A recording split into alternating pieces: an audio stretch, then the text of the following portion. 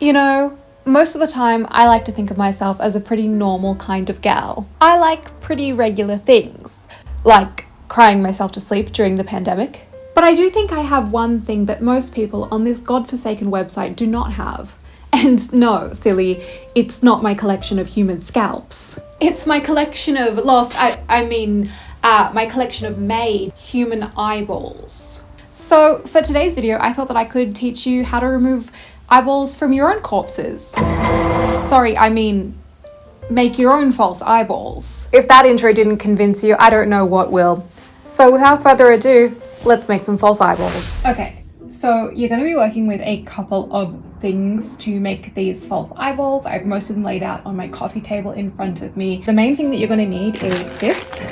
So this is polymorph plastic. You can get it on eBay. It is a thermoplastic. It comes in bags like this. It's going to need boiling water because that is how you get the thermoplastic to melt. Basically, what I'm going to do here is I'm just going to fill this container pretty much the whole way up with this freshly boiled water. And then I'm going to dig into this bag and I'm going to take out about a tablespoon of the thermoplastic beads and dip them in. You want to wait until they turn fully clear, and that means that they are ready to mold. All right, I think they look pretty good. So I'm just going to scoop up this little bit of excess here. They're very hot once you first pull them out, so I like to shake them. The next part is insanely easy. I'm just rolling this thermoplastic around in my hand, trying to make the best possible sphere that I can. That looks like a pretty good eyeball. So the next part of this is basically you're gonna have these little doll's eyes and you're gonna put them in some way or another on your eyeball. I will link them below. They're very cheap, but they are a little big. So these were 0.75 millimeters around, and I would say that they're slightly too big for my purposes and what I want to do with them. But I'm going to try and mitigate that by, as you can see here, pressing them into the thermoplastic as evenly as I can and forming this sort of little donut.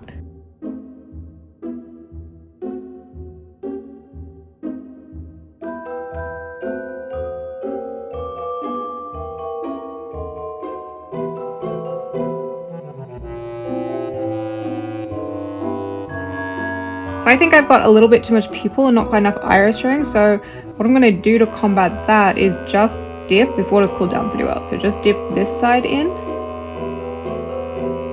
to the hot water for a little bit, just to soften it up enough to push this back. I'm holding for about 15 seconds each time, and I'm kind of smoothing it out with my fingers just along the top. You do still want a little bit of a lip though. You don't want to fully smooth down that lip. Next, you're going to want to grab some quick dry top coat, nail varnish, and some red wool, and you're going to use this to add veins to your eyeball, but be careful because at some point your cat may try to steal your wool. Yeah. After all, why not? Why shouldn't I keep it? To make the veins, I layered tiny bits of chopped up wool with nail polish all over the eyeball, dragging the wool backwards to ensure the veins were most prominent at the back of the eyeball, as this was going to form where our eyeball actually hangs from, coming out of the eye socket. The next step was something that I was really proud of thinking up because I feel like it made everything look a little bit more realistic. Basically what I did was take some 100% alcohol and my alcohol activated paints, my Skin Illustrator palette, and the red, grey and yellow colors, and I just started dabbing those in with a Q-tip or a cotton swab, and just sort of layered the paint all over the eyeball to give it a more aged, eyeball-y look, because if you look at your eyeballs, they are not fully uniform white. And once that was done, I started adding some more wool to the back to create a little rope, I guess, to hang the eyeball from my face from.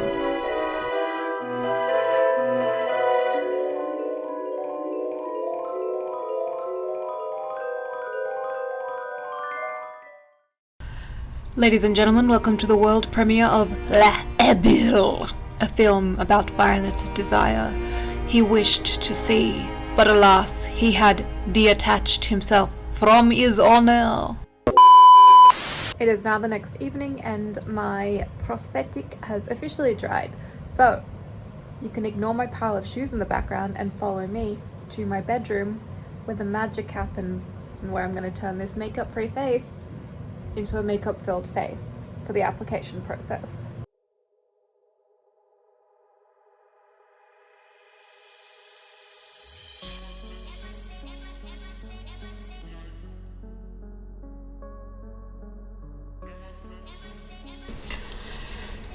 In this case, the application of this prosthetic is simple, but it does take time.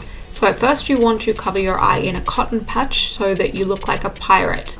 Next, you're going to want to purchase a makup so that you look like Mr. Cotton from Pirates of the Caribbean. And when people ask you about it, you can say that's the point of the cotton eye patch. Next, you're going to want to paint that black. You can use your parrot, but I just used my paintbrushes and water-activated paints because I have cats and can't adopt a parrot. Paint the edges of the patch with a dark red and don't worry too much about going outside the lines because rules are meant to be broken.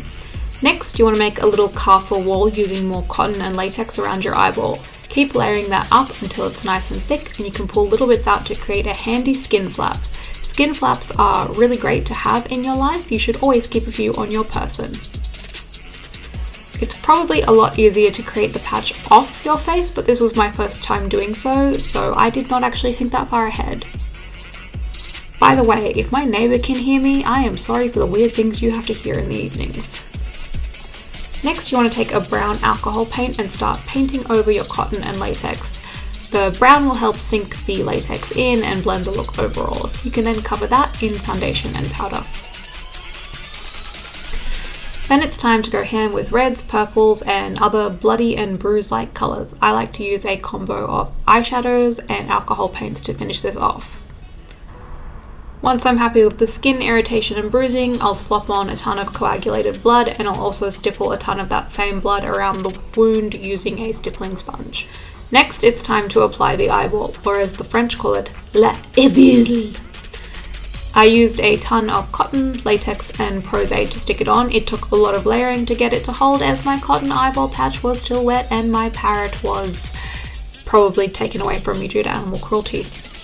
I'm kidding again, I repeat, I do not have a parrot and I would never treat an animal badly.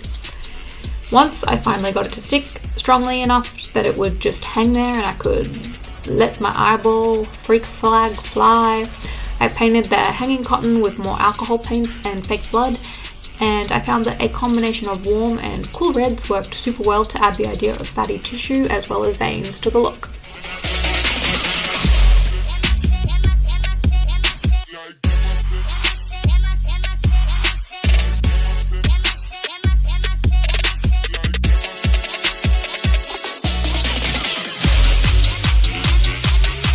Mahalo my dudes, my name is Lars and I will be your surf instructor for today. So overall I was pretty happy with how that turned out. I followed 2 tutorials to learn how to make the eyeballs, as the French call them. Those tutorials were from Ellimacs SFX and Ace of Clay.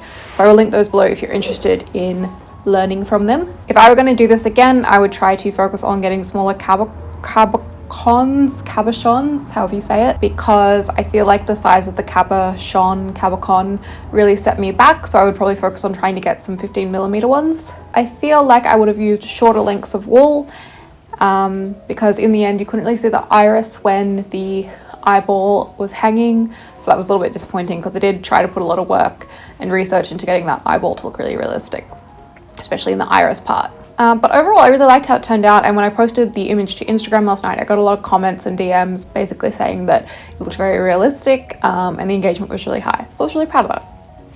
Thank you for watching. If you would like to subscribe, you should subscribe if you found the video entertaining, and if you didn't find the video entertaining, you should still subscribe because you might find the next one entertaining.